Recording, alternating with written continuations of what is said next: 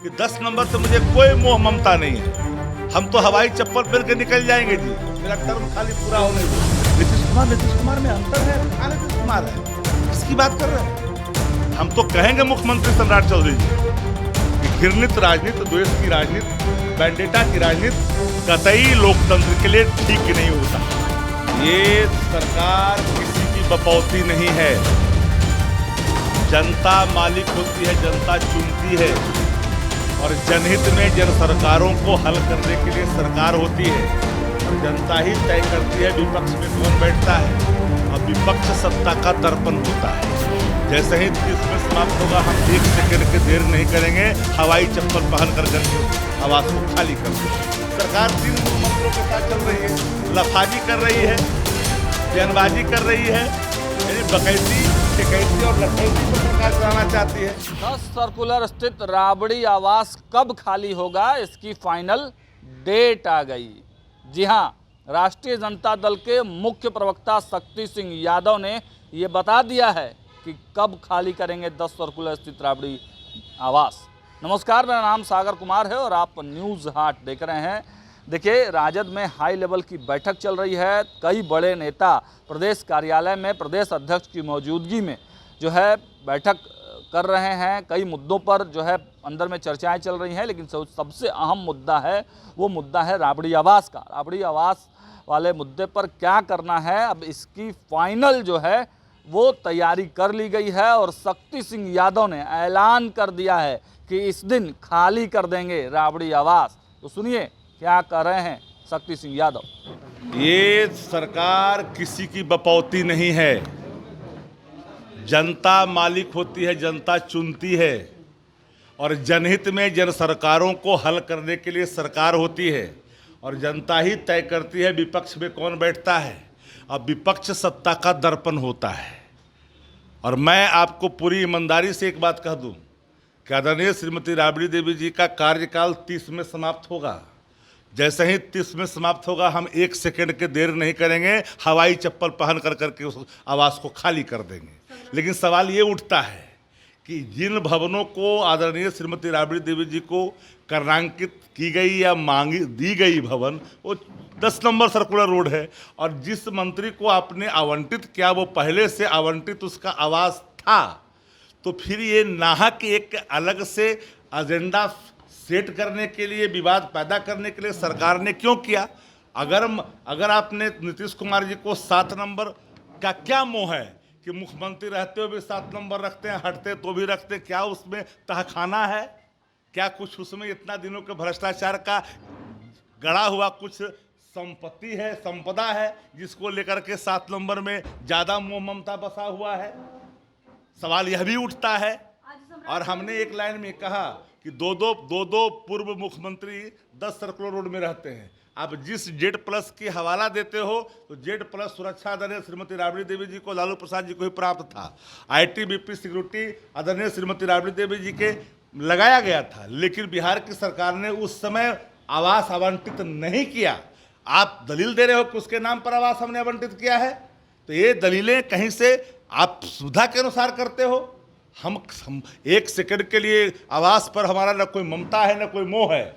आप जिस दिन 1 सेकंड के लिए खाली होगा, क्या श्रीमती राबड़ी देवी जी विधान परिषद के सदस्य के तौर पर नहीं रहे हैं, उसमें नेता प्रतिपक्ष बिहार विधानसभा के तौर पर नहीं रहे हैं, नेता प्रतिपक्ष विधान परिषद के तौर पर नहीं है, तो फिर अलग से आवास आवंटन होने का आपने आवंटित आवास, क्रमांकित आवास को खंडित आपने स्वयं ही किया है। जो स्पीकर के नाम से दशकों से आवंटित और क्रमांकित जो आवास था उसको आपने दे दिया, किसी मिनिस्टर को दे दिया, कई लोगों को आपने ऐसे ही दे रखा है। तो फिर इस आवास को लेकर के नाहक जो है वो क्रिएट करने की कोशिश की जा रही है, एक अलग एजेंडा। क्योंकि सरकार के पास कुछ नहीं है, सरकार 3 मूल मंत्रों के साथ चल रही है, लफाजी कर रही है, बयानबाजी कर रही है, यानी बकैती, फेकैती और लठैती पर सरकार चलाना चाहती है। सरकार का मूल समस्या है जन सरकार का। जो आप कब दोगे 1,90,000 रुपये उन महिलाओं को जिसको 10,000 आपने दिया है? जो ठेकेदारों ने काम किया उसका आप पैसे कब दोगे, इस पर चर्चा क्यों नहीं करते? जो पेंशन है वो कब से लागू होगा, इसकी बात क्यों नहीं करते? तो प्रति 72,000 करोड़ का हिसाब नहीं मिला है, उस पर क्यों नहीं बात करते? व्याप्त भ्रष्टाचार है, इस पर क्यों नहीं बात करते? तो सवाल तो यहाँ सामने खड़ा है, लेकिन मेरी खुली तौर पर है कि यह लोकतंत्र के अंदर में किसी भी सरकार की इस तरह का वेंडेटा भरा एक्शन यह उनके घृणित मानसिकता को दर्शाता है। बेटी की मौत हुई है नीट छात्रा की जो है।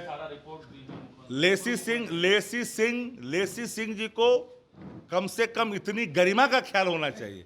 लोकतंत्र में लोकतंत्र चलता है लोक लज्जा से। लोक लज्जा का परित्याग कर करके लोकतंत्र में कोई व्यक्ति अगर कहता है कि लोकतांत्रिक मूल्यों को, लोकतांत्रिक परंपराओं को और कर्तव्यों को अगर हम लागू कर रहे हैं तो यह इनका साफ दिखता है। इसलिए हमने स्पष्ट तौर पर पहले भी कहा है और आज खुले तौर पर कहता हूं कि 10 नंबर से मुझे कोई मोह ममता नहीं है। हम तो हवाई चप्पल पहन के निकल जाएंगे जी, मेरा टर्म खाली पूरा होने दो। एक नीट छात्रा की मौत हुई है आज कंकड़बाग में, फिर से एक बार नीट छात्रा की मौत तो कई हुआ है, एक नहीं। उन छात्राओं को मौत पर सरकार तो मातम भी नहीं मनाती है, उनके कल्प्रिट को खोज भी नहीं पाती है। अभी तक जिनके आग अभी तक समाप्त अभी उसकी कमी नहीं हुई तपिश की, उस पर भी कोई सरकार का कोई आया भी नहीं है खुल कर करके। इसलिए मेरा मानना एक साफ है कि 10 नंबर की चर्चा क्यों करते हो? क्या जरूरत आन पड़ी 10 नंबर खाली कराने की? क्या पात्रता नहीं रखते हैं? पूर्व मुख्यमंत्री नहीं है, नेता प्रतिपक्ष नहीं है? भाई जानबूझ करके क्यों विवाद पैदा करना चाहते हो? सरकार का काम है विवाद समाप्त करना, सरकार का काम है सुलह करना। सरकार का काम नहीं है कि नाहक चीजों को आयात कर करके विवाद को और बढ़ाना। नीतीश कुमार पर भरोसा है ना, क्योंकि वो रिपोर्ट ले रहे हैं लगातार। देखिए, माननीय पूर्व मुख्यमंत्री श्री नीतीश कुमार जी की हालत जग जाहिर है। उन्होंने तो तलब किया था अपने स्वयं के डिप्टी सीएम को कि सब बात बताइएगा, शाम में आके कहिएगा भाई हम देखेंगे। अब नीतीश कुमार जी बंसा पौने टाइम देरबाजी नीतीश कुमार, नौभेरज नीतीश कुमार में अंतर है। कहाँ नीतीश कुमार है? किसकी बात कर रहे हैं? हम तो कहेंगे मुख्यमंत्री सम्राट चौधरी जी को कि घृणित राजनीति, द्वेष की राजनीति, वेंडेटा की राजनीति कतई लोकतंत्र के लिए ठीक नहीं होता। मदरसे की जांच करने के लिए नोटिस। ये सरकार सिर्फ राज्य के अंदर में धर्म विशेष के खिलाफ, जाति विशेष के खिलाफ नफरत बोना चाहती है। 20 वर्षों में नीतीश कुमार जी ने पिछड़ा को पिछड़ा से, दलित को महादलित से, अगड़ा को अगड़ा से सिर्फ लड़ाया है। और आज फिर देख रहे हैं कि जो आनंद मोहन ने जो बातें रखी है, सरकार में बैठे लोगों के खिलाफ ही सवाल खड़ा किया है। जनता दलियों में जिन लोगों ने जनता दलियों को समाप्ति के कगार पर ला करके उसको बुलडोज करने का अंतिम प्रारूप तैयार किया है, उस पर भी सवाल खड़ा किया है। उन 22 लोगों पर भी सवाल खड़ा किया है जिन लोगों को पैसे लेकर के टिकट दिए गए, थैली पर दिए गए। हमने तो वहां तक कहा कि थैली पर क्यों बात करो, थैले की बात करो। कौन शख्स है, कौन ऐसा दाता दानी है जिसने जदयू कार्यालय में इलेक्ट्रल बॉन्ड ला करके थैला में धर के चला गया और अपने एफिडेविट करके कहा जा करके न्यायालय में कि हमको पता नहीं था कौन ऐसा है जी, आकर के दे गया, करोड़ों रुपया बक्कू में भजा करके लेके चल दिए आप। अब बताए, नाम तक नहीं बताए, वो कौन शख्स 99 लाख रुपया प्रति माह देता रहा है आपको? सवाल यहाँ भी तो खड़ा होता है। किस भ्रष्टाचार की बात कर? संसदीय भ्रष्टाचार बिहार का जो आपने बना करके रखा है बिहार के अंदर, उसके भीष्म पितामह कौन थे, कौन है लोग?